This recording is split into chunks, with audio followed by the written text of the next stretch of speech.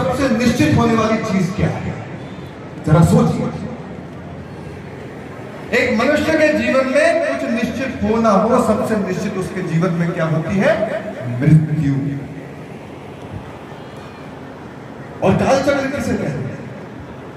जिस प्रकार आपके जीवन को धर्म की कसौटी पे खड़ा करेंगे और अंत में आप चाहेंगे भगवान महाकाल के चरणों में अपने पंचरत्नों में मिली मिली। ये सत्यता है जीवन, इसे काल चक्र कहते हैं।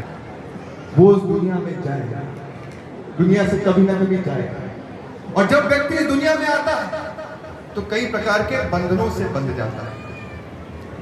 खुद सोचिए, एक पिता का बंधन, एक माँ का बंधन, एक भाई का बंधन, एक बेटे का बंधन, कितनी परंपराएं और कितनी जिम्मेदारियां आप निभाते हैं। सचमुच में ये कहना अतिशयोक्ति नहीं। अंदर हर रोज एक युद्ध चल रहा होता है जो महाभारत कहते हैं, जो अंतर्मन का युद्ध होता है। साथियों, हमारे शास्त्र गीता में कहते हुए ये बात कही कि जब जब धरती पर अधर्म का साया आएगा, जब जब धरती पर बुरी ताकतें अपना कब्जा करेंगी और जब जब धरती पर अन्याय और अंधकार छाएगा, तब तक मैं धरती पर अवतरित होऊंगा। लेकिन भगवान कृष्ण अकेले इस धरती पर अवतरित नहीं होते। उनका साथ हर युग में देने अगर उनके साथ कोई खड़ा होता है तो दाऊ बलराम होते हैं।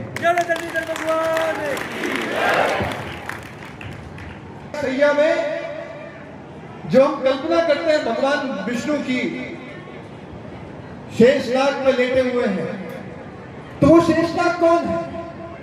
वो शेषनाग त्रेता युग में लक्ष्मण और द्वापर युग में बलराम, मानी एक युग में छोटे भाई के रूप में भगवान शेषनाग ने जन्म लिया, तो दूसरे युग में भगवान बलराम के रूप में, बड़े भाई के रूप में उन्होंने इस धरती पर जन्म लिया, अवतरित हुए और हमारे कष्ट हरने का उन्होंने काम किया।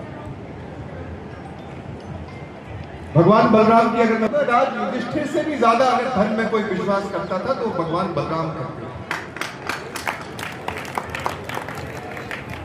जब युद्ध के 18वें दिन दुर्योधन का और भीम का युद्ध हुआ, भीमपुरा अपना गांव है, तो आप जानते हैं कृष्ण उधर भी पांडवों के साथ नहीं होते तो ये मुमकिन ही नहीं था कि वो युद्ध पांडव जीत पाते, क्योंकि कृष्ण ने अपनी माया से युद्ध का दशा दिशा मोड़ने का काम किया था। लेकिन 18वें दिन जब युद्ध का और जब दुर्योधन